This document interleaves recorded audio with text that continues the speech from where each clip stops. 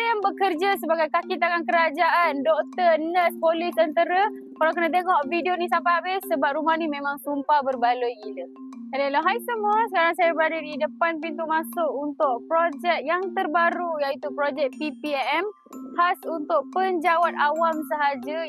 So projek ni dekat Salak Tinggi Sepang dan dia punya landmark 17 km sahaja daripada KLIA dan 11 km daripada Mitsui Outlet Park.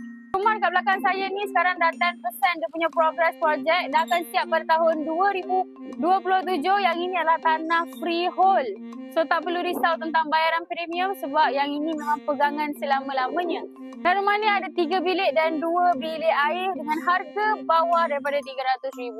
Kawasan ni kawasan yang matured, dekat dengan taman perumahan dan dekat juga dengan sekolah rendah SK Taman Seroja dan juga SMK Bandar Baru Salak Tinggi. Siapa tunggu lagi? Kalau berminat nak apply boleh klik sahaja link dekat bio saya dan jangan lupa beli rumah dengan saya, Indi Rico.